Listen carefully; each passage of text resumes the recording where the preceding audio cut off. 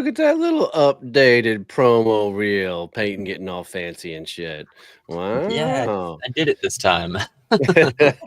Anyway, we can just remove Bernie from that whole entrance role. I mean, I think there's a whiteout tool. I can white it out. Yeah. that's what my screen looks like when I edit Word documents. It's just white out everywhere. Well, that's going to be the next edition. He's going to just add like devil's horns and everything. That's a good idea. Yeah. Nice. Well, happy Monday, everybody. Here we go for another round of Success Champions Live. It's going to be a fun one. Anybody do anything exciting this weekend? Just dug out of a bunch of snow this weekend. Lots of fun. Keep that shit up there, please. Yeah, we went on a hike. We went up to the nature refuge up the street, and it was a nice day. Everyone was on YouTube, and I said, "We're getting out of the house," and we just went and did like a 3-mile hike. Nice. Where'd you go hiking at?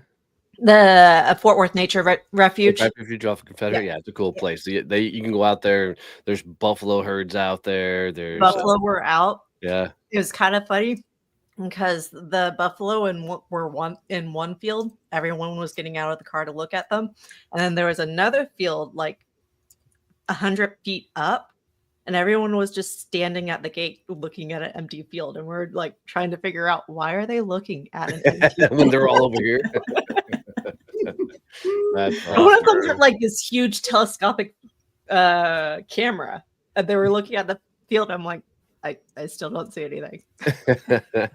Too funny. I went to Stevie Don's play on Saturday night. They were doing the wedding scare.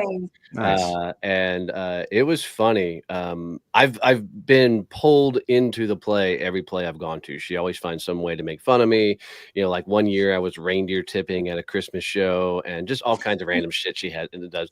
Well, this time I got to celebrate my bar mitzvah. So I was 13 and officially a man. So I got to stand up in front of the entire theater going, yes, I'm finally a man. Nice. And then in the second half, she walks by me, Stevie walks by me. She goes, oh, you're not done yet. I'm like, oh shit. Right. So as I'm sitting there in the front row, the scene, if you guys, everybody seen the movie, The Wedding Singer with Adam Sandler? Yeah. You know, the scene with the girlfriend, the old girlfriend comes back into his room and he's passed out and wakes up to her. Well, that scene, as she's talking to her, all of a sudden the girlfriend comes out in the crowd, walks past me, comes back, and I'm damn near getting a lap dance, sitting next to my mother-in-law. So Stevie's got all these pictures of me slowly pulling my ball cap on, turning around backwards and throwing my arms up. And the actress, she looked at me for 2 seconds. She realized that I was coming in and she was like, oh, wait. And she started backing up and then she kept going with it. But I totally threw her off her game because I was fucking, we're going to do this. We're going to do this. Oh my God. So, yeah, so it was a good time, but I've never, almost gotten a lap dance sitting next to my mother-in-law. That was an experience. First time for everything. Yeah, it's not what I want to ever experience again. It's almost like the time my mother-in-law asked me to watch Spartacus. Can we watch the Spartacus series together? I'm like, no, that is softcore porn. That is not something I'm going to watch sitting next to my mother-in-law. Not happening. So, but that was my crazy Saturday night. We got all the gardens planted, or at least started to get planted, and all that jazz going. So hopefully we'll have a big ass garden this year. So we'll see. So, all right, P, let's roll that game. Unless you got something. Yeah, I was gonna say this weekend we actually went out dancing for Valentine's Day, and that is not something that I normally do. We went. There's a local bar down here in South Houston that we go to. It's called Rowdy's. So we went dancing down there and almost saw a brawl between two women happen at like 1:30 right before everything closed down. Dude, women fights are nasty. Yeah, I'm telling you. Walking across the dance floor. Yep. She had a cup of ice and she walks over to the corner where some other chick was standing and just throws a cup of ice. And I was like, all right, we're leaving. I'm out. I don't want to, we're not going to be here for this. We walked out the door and I told the bouncer, I was like, something's about to go down over there. And I just walked. I was like, oh, you and I are such the opposite. Like, I'd have pulled up a chair, been like, let's go. Come on. I got money on the brunette. Hell no. In high school, I saw one of the nastiest girl fights. Two gals get into it. One, she literally pulled a clump of hair out of the one gal's head. The other gal turned and stabbed her in the arm with a fork. I was like, oh. They were all bad at it. It took several football players to break them all up. Of course, I was one of the assholes going, yeah. Your things never change, I guess. Roll that shit, B.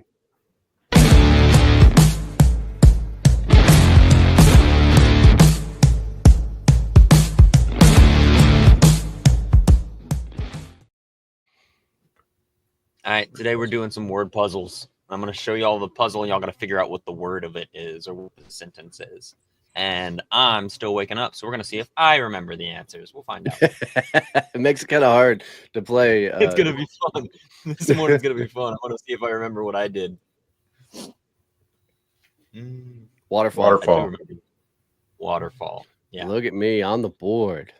There you go. Starting off the morning right. You and Bernie both. Mm-hmm. I was going to say watered down. That'll work. Double vision. Maybe. No. That was a good guess, Jessica. That was a good guess. I see. I don't know.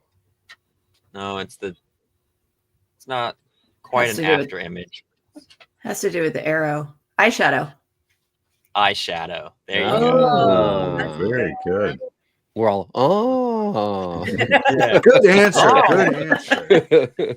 What is it? And if you good answer. Fuck it up. No? No, that's something you do often. No, you nailed that one, but no, that's not the answer. What in the world? I have no idea. Is it the old Karate Kid movie and that he plays his my uncle Vinny? Utes? Is that Utes? No, but gosh, I have no idea. That's tough. This one's not a word so much as it's a sentence. Actually, it's like a phrase. Oh, that helps. Not at all. None.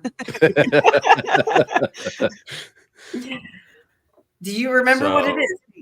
Yes, I do. I do remember what it is. Okay, I'm gonna give you. Serena's like on it. It's all up to you. It's up to you. Is the sentence? Wow! Thank you, Serena. Good answer. Good answer, Serena. Serena's on my team, by the way. I saw this one recently. I remember what this one is. As soon as I see him, I'm like, oh yeah, I remember doing that one. Blue jeans with a car. Green light. I haven't had any coffee yet this morning. Car, pants. Traffic pants? Pants. I mean, I'm just going with what's obvious at this point. Yeah. No, at a green light, cars go. Sisterhood of the Traveling Pants? No. That's a good answer, though. That is a good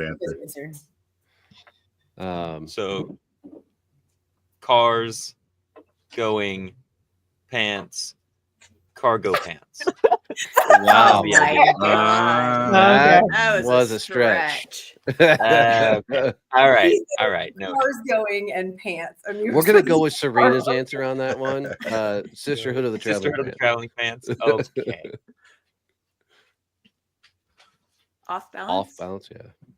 Off balance, yeah. Easy. Underhanded comment. Underhanded. Wow. Comment. Nice. She said it. It still took me a second to figure it out. Yeah. My first thought was backhanded whenever I saw it. And I was like, wait. Crystal clear? Crystal clear. Yeah. Damn. Look at me go. Yeah. Are we keeping points? Flying through. No, I'm not keeping points for you, Don. I'd be winning this shit. No, you wouldn't, because I'd be keeping points. You'll get over it. Donnie, you'll get over it. Eventually. These are all so easy compared to traffic pants. Love at first sight. Yeah, I knew that was going to come. I knew that was going to get me. What'd you say, Donnie? Love at first sight. Yeah, it's the one. Okay. Is it? Oh. That was it. Yeah. Love at first sight was right. Supermarket. Yeah. No, look at that. Nice.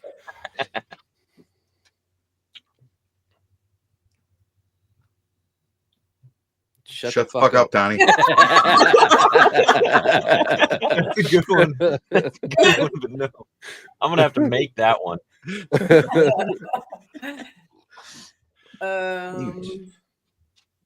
Mute 8 times.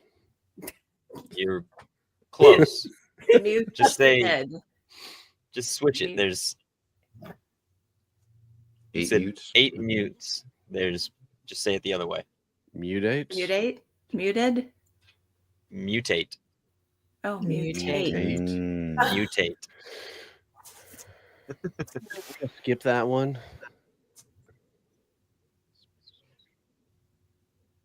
I mean, I see Christmas tree without the C. That's what I. That is what I wrote. Yeah. Christmas tree. They just took off 1 and 1.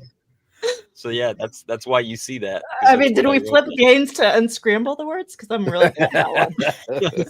This isn't an unscramble. It's Christmas tree, but they trimmed it. Trimmed the Christmas tree.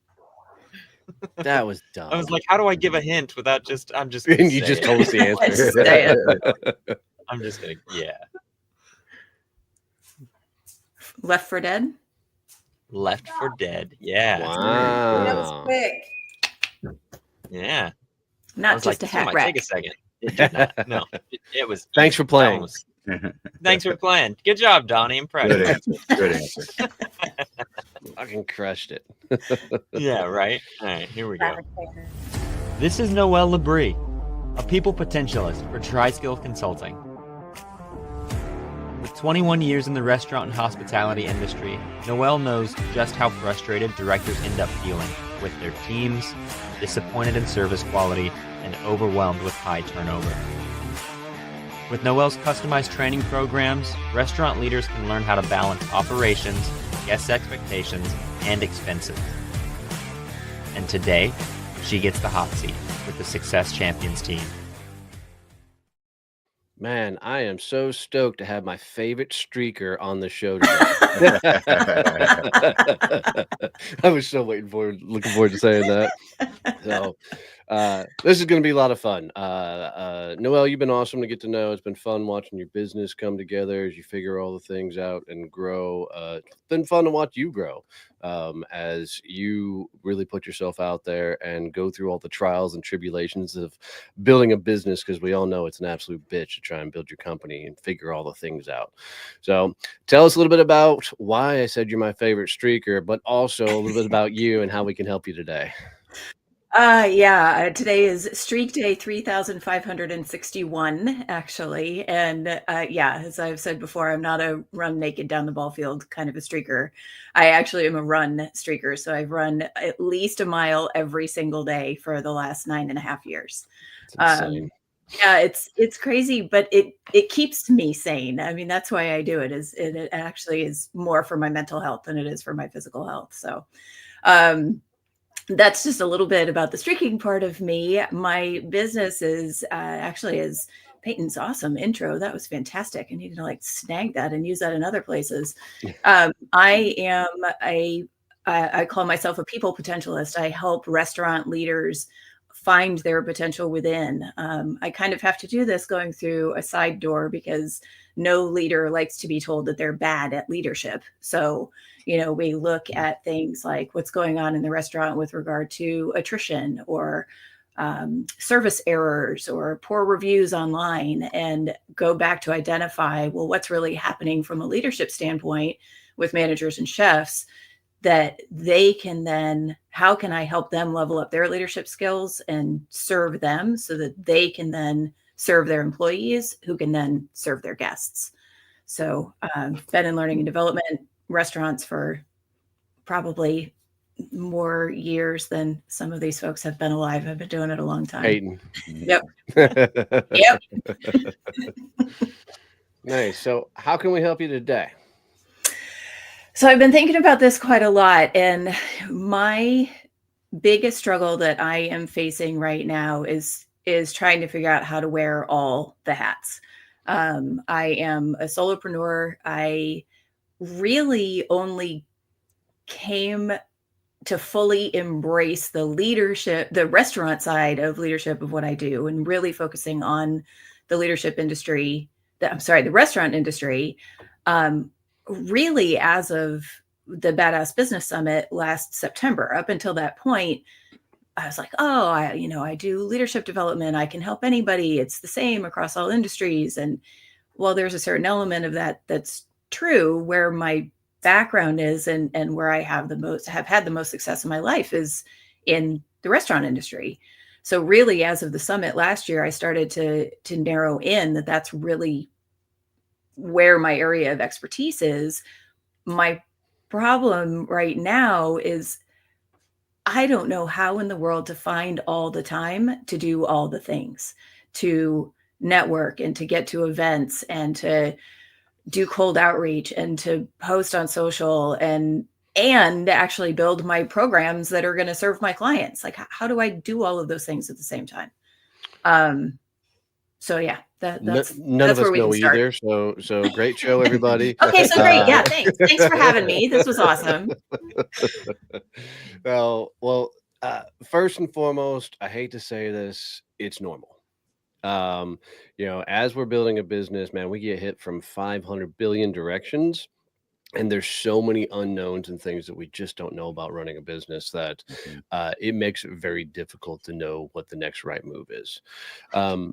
So I have a whole lot of ideas, but I want to kick it over to the team. The one thing I will say is I heard you say building the programs you're going to teach. The one thing that I would suggest is don't build any programs. And the reason I say don't build any programs is because you'll spend more time building shit that you'll never use, never train, never teach, because it's likely not what the companies are actually looking for.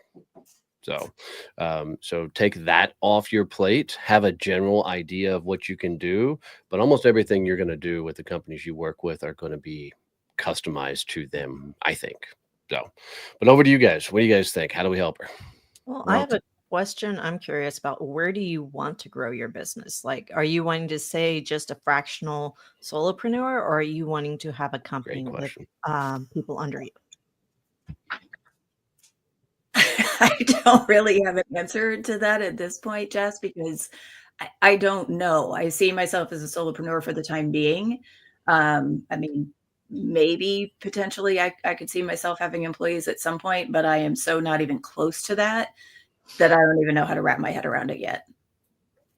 So think through it with us, because it's really, really a good question. Do you want to have people reporting to you? So go back to your restaurant days. Did you have people reporting to you? Did you have teams? And Yep.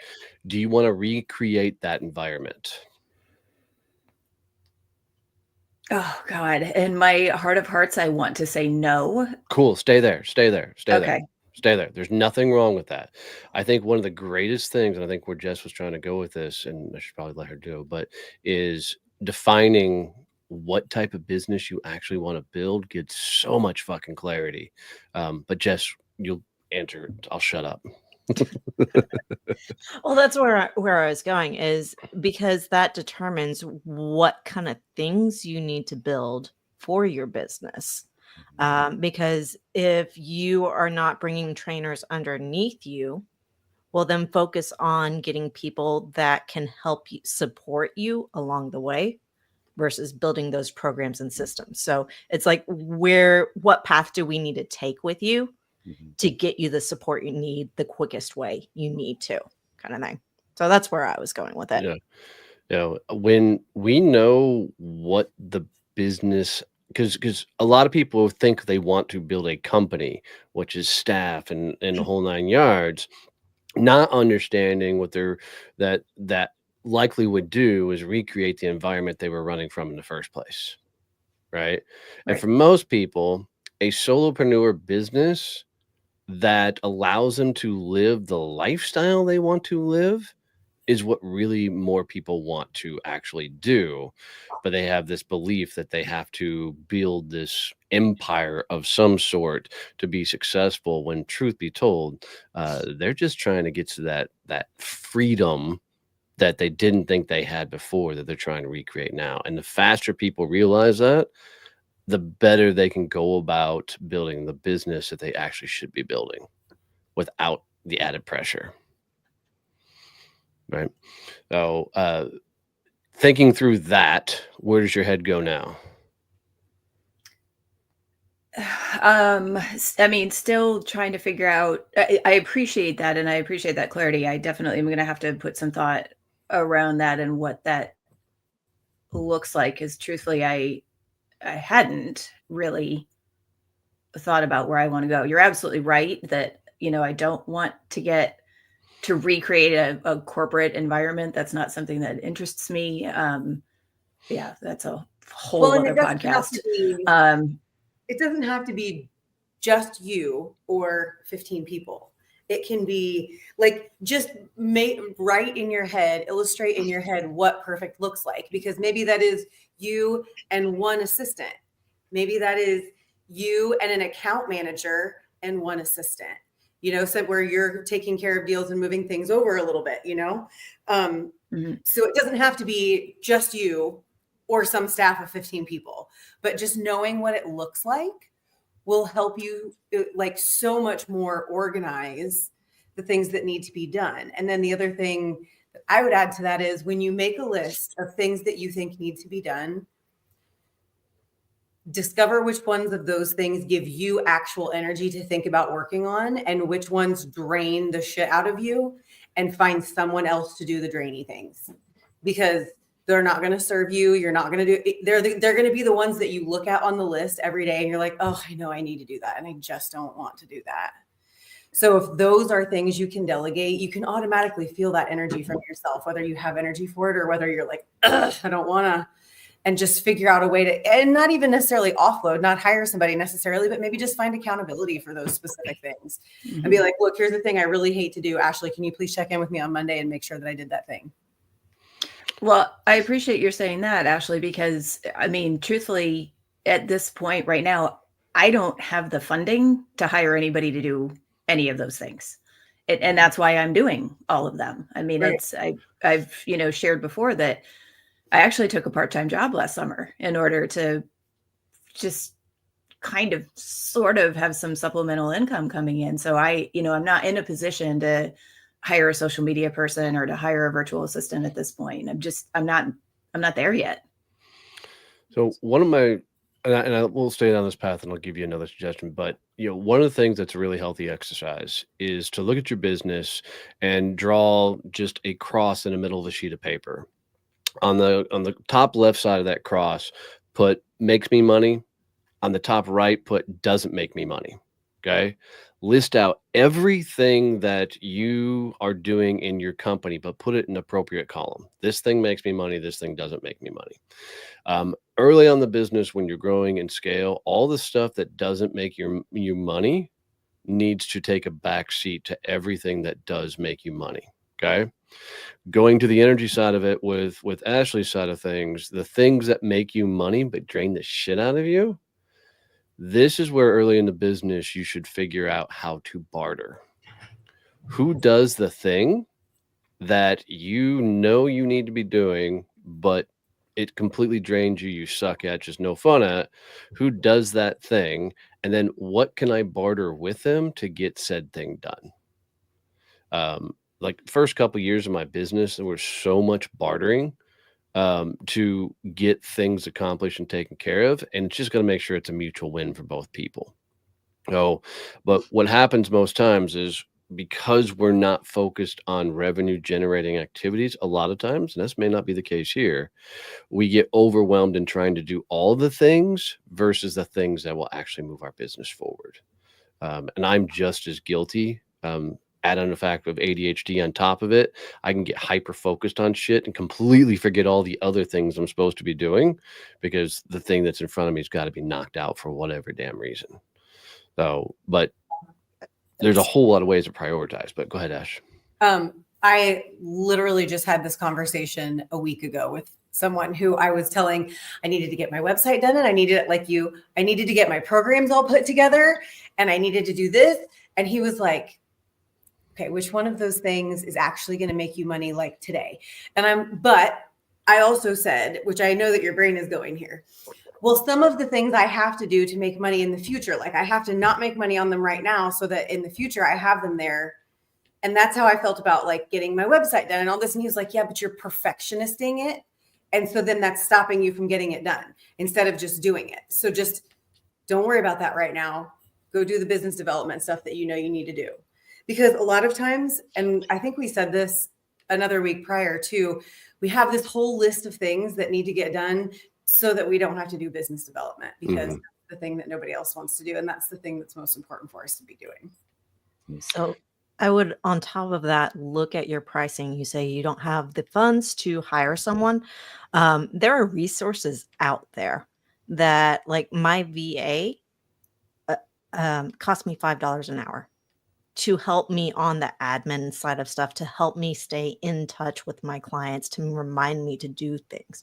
So if you can add $5 an hour just to pull that one person in to help you, to remind you, to push things off, to help you get that, it's not that big of a leap to do that. There are people and there are resources out there these days that can help you get to that point. Now, the other thing is, okay, if pricing isn't an issue, now we have a pipeline issue, and we need to start looking, and it goes back to business development of, we need to focus on those business developments so we get more in our pipeline to add to that fund to be able to hire the people that we need to support us along the way. Yeah. And I will tell you that overwhelm is going to be a state of normal for a long time. Great. There's so much noise in the marketplace. There's so many people trying to give you advice and tell you to do things. And everybody's trying to help, but it usually just ends up confusing you more than anything else. So when you look at how you're building this out, I can't tell you how many programs, workshops, things I built that were just irrelevant later on. An idea, like, we had a magazine once upon a time. I had a company called Events with an Edge because I couldn't promote the Badass Business Summit. So I started another company just so I could promote, companies or events that had profanity in the title. All this silly shit that was just a distraction from doing what I needed to do, which was get in front of people, tell them about the networking groups, get them into the networking groups, right, and help grow from there. So when you think about all the things that you're doing, you don't need a website. You don't need all the funnels. You don't need all the things. What you need is to get face-to-face with people that can say yes to you with whatever you're trying to offer them. So I'd kind of like to understand, what are all the things that are taking up your time? What are you doing that's causing you to get to this overwhelmed state? So there's a couple of different things. Certainly the networking part of it, and I know part of this right now, Donnie, is of course because I'm building a new chapter specifically for hospitality folks. Holy cow, my calendar is like out of control with VCs, which is a good problem to have. But man, at the same time, having multiple of them in the day, by the time I get to the late afternoon, which normally is my most productive time, I woke up early for you guys today. I am telling you right now that it was an early morning for me. And yes, I did run before we got here this morning. But the late afternoon is usually my prime time. But when I have 4 or 5 VCs during the day, and I get to that, my sweet hour of like 4 to 6 o'clock where I'm super productive, I'm exhausted by the time I get there. So that's been a big thing over the last couple of weeks is the number of VCs that are on my calendar. Again, the other thing is with my part-time job that I'm working, it's great because it's remote and I can kind of fit it into my schedule where it needs to be. But there are certain things that pop up throughout the day that I have to take care of in the moment, and then it distracts me from whatever else I should be working on. I feel like I'm not my social media. About a year ago, I was doing great with my social media. I had it like all planned out and all scheduled. I took, a block of time on a certain day and had it planned out for, the following week or whatever.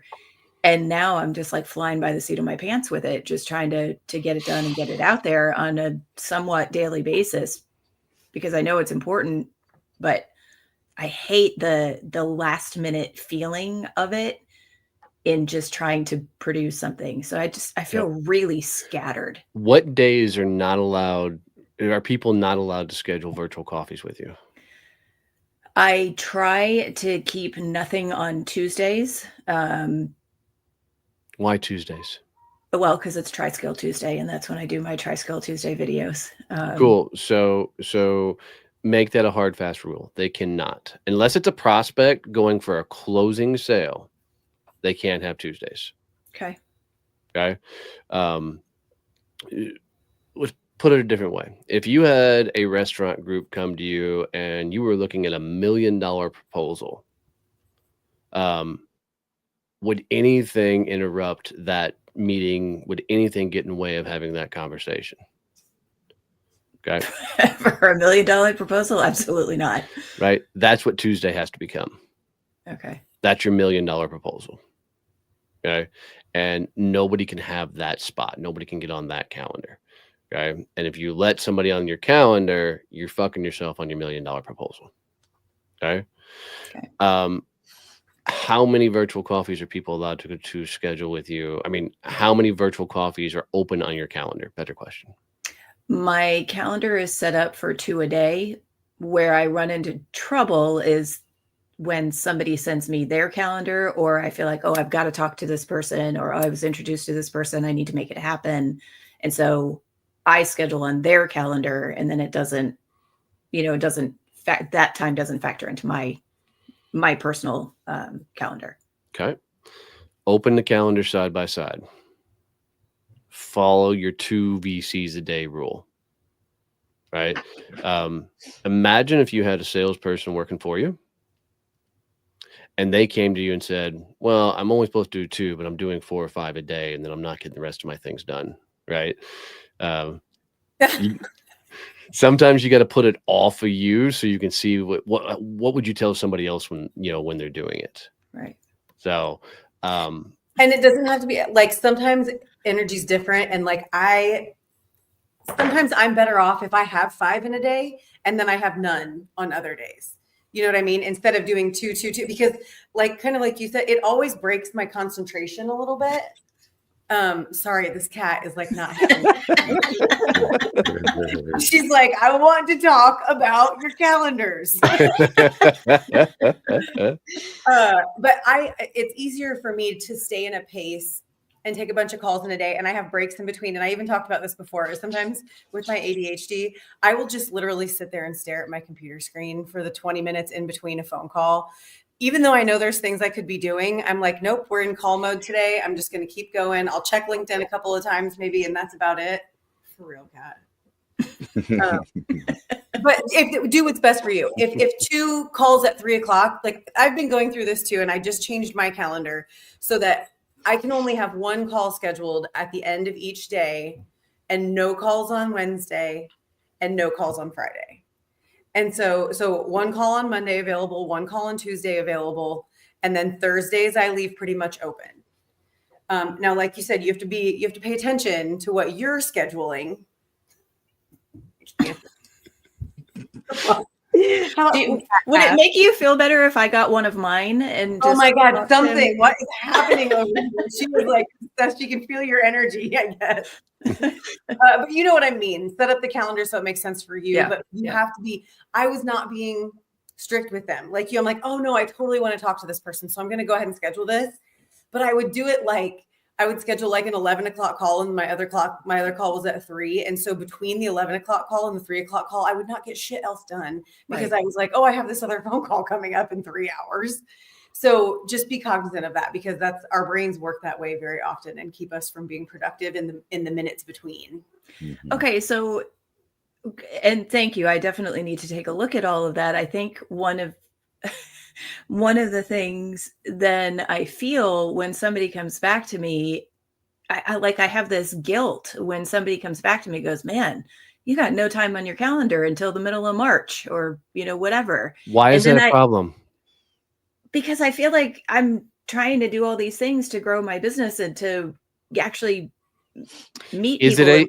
Is it a client that's going to write you $1 million check? No. They can wait. I have the same problem, Noel. You are not alone. I have the same problem. I am constantly trying to shoehorn in meetings with people.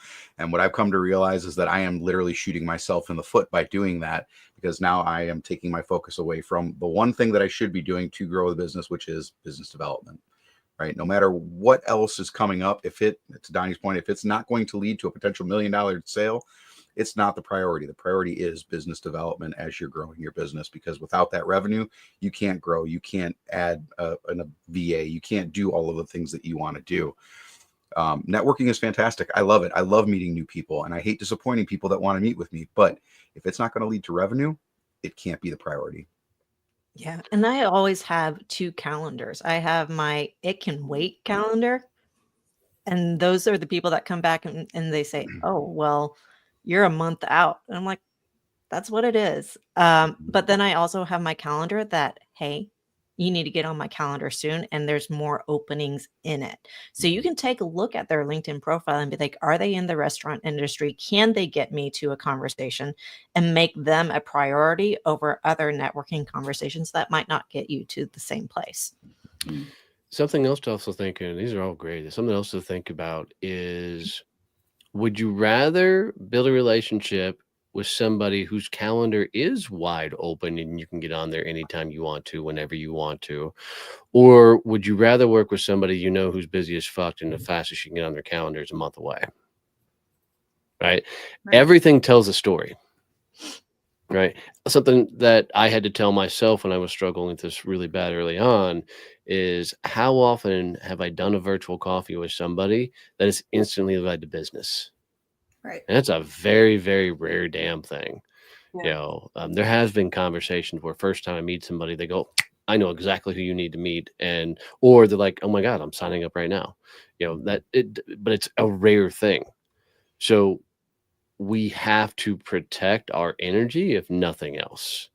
Because there's weeks go that pop up, and I'll look, I'm like, sweet, I hardly have any virtual coffees this week. And whether that's Sharon's done something in my calendar because she sees there's weeks where I'm just stupid with it, and she's moved things off my calendar or whatever reason. But if we're burnt out in our best time, then we're just destroying ourselves in multiple ways. Because 1, we're not doing the things we're supposed to be doing. 2, we're guilty because we're not doing the things we're supposed to be doing.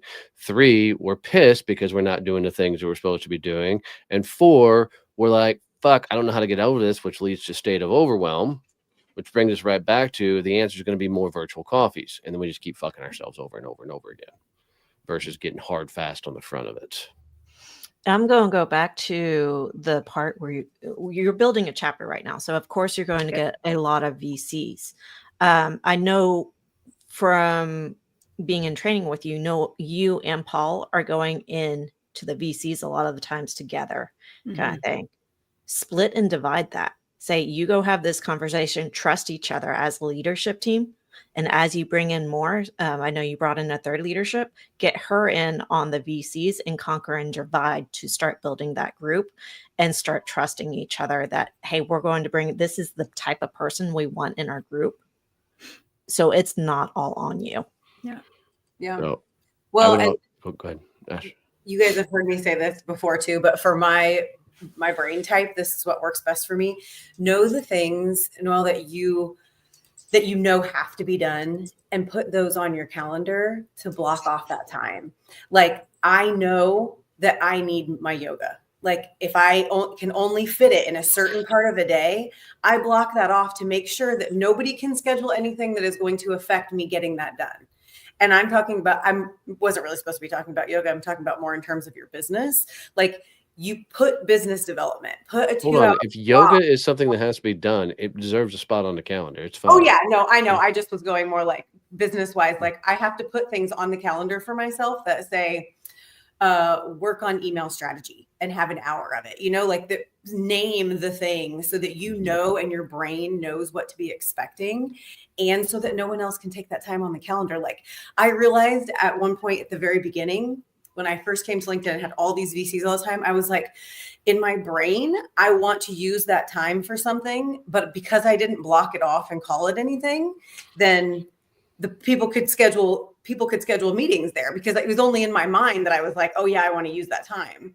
So just make sure you're blocking the time off and saying, I'm using this time. That way your Calendly isn't showing that it's available or anything like that. So then you don't skip it and say, oh, well, somebody scheduled a VC right in the middle of that 2-hour time block, so now I'm not going to get anything done. So how do you then stick to, though? Because I'm actually pretty good at putting stuff on my calendar. I'm not good at sticking to it.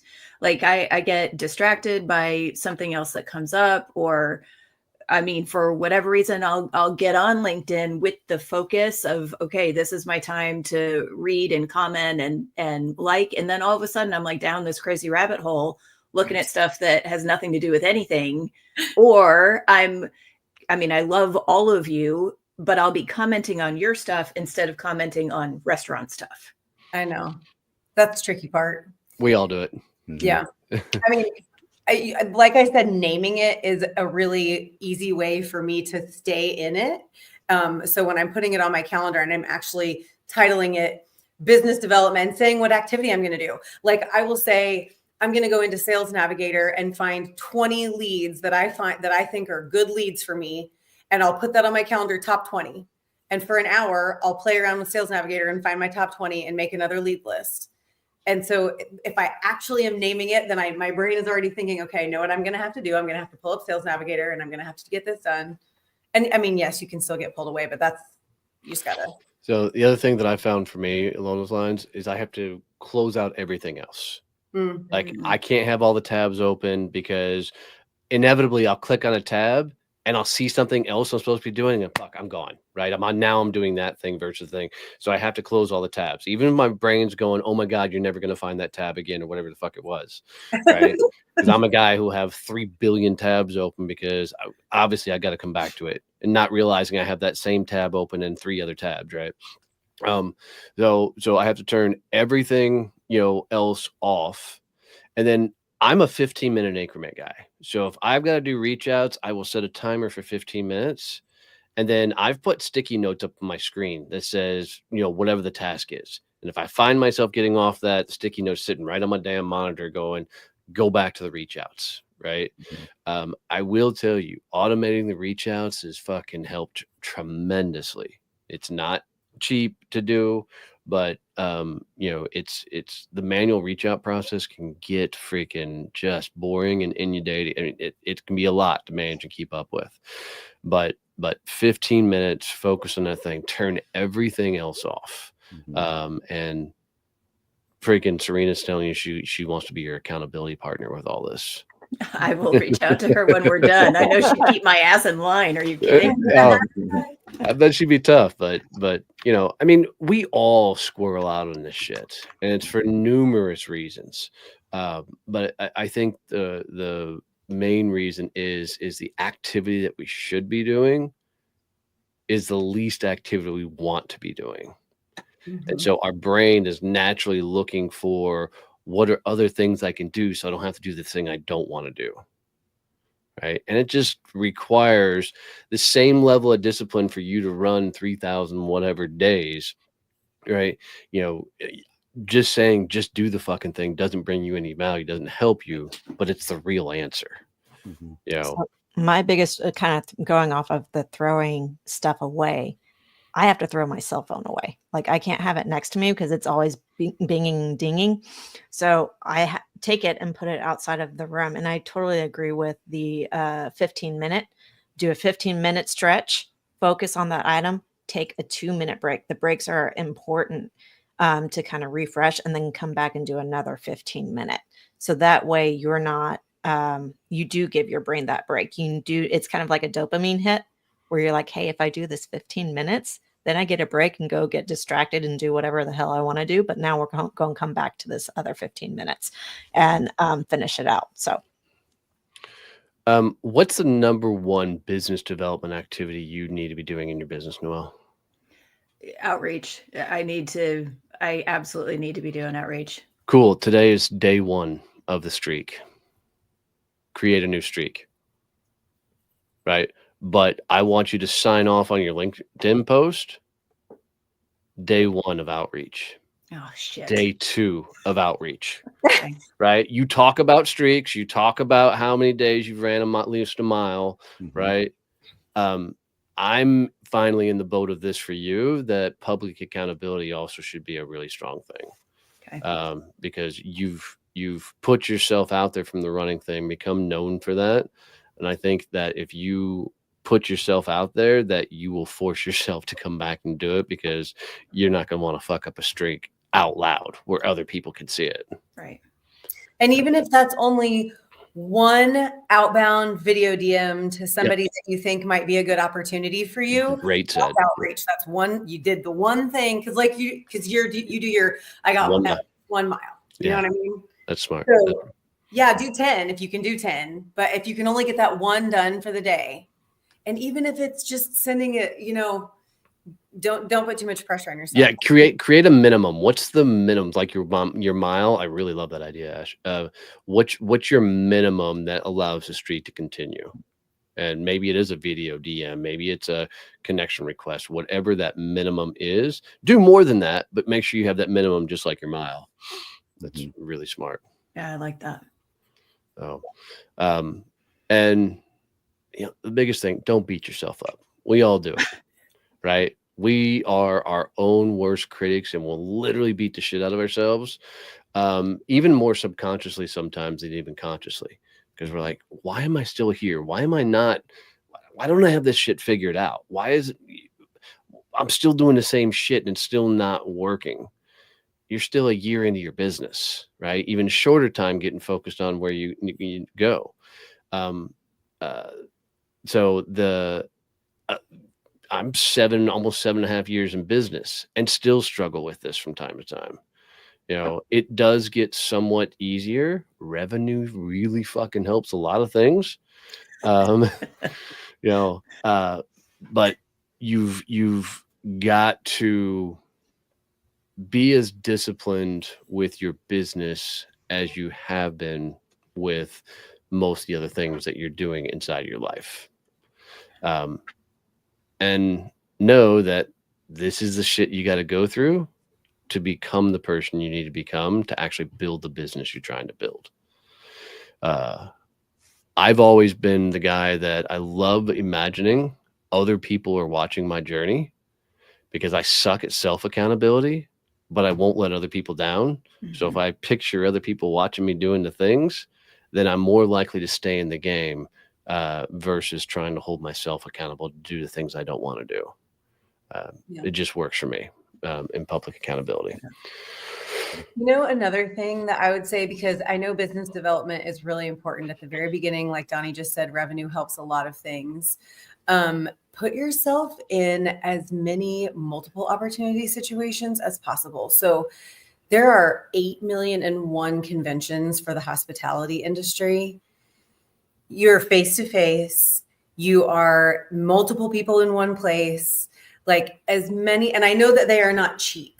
So find the important ones and make sure you're at those and can meet people. And the other thing, this is going to sound kind of like trolly, but NADA is expensive. It was like $3,800 a ticket at some points.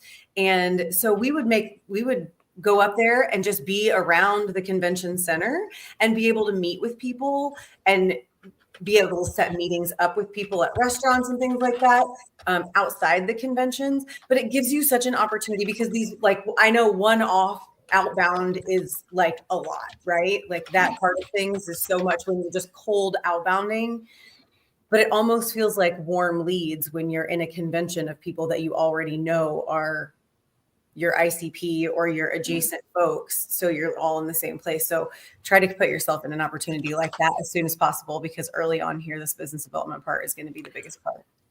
And along those lines, I just went and typed in food convention, Miramar Beach, Florida. And there's several like gumbo festivals and South Walton Beaches wine and food festivals and those type of things. Go volunteer. It's another way to get you into these festivals. That's a good idea, Donnie. While you're volunteering, now you get to meet the vendors, the people who are setting up the booths, all that stuff, and it puts you into that environment. because like what Ashley said, I'm just a firm believer. If you can get into the environment, you can get into the conversations and start building your network in that area. And volunteering, they always need volunteers.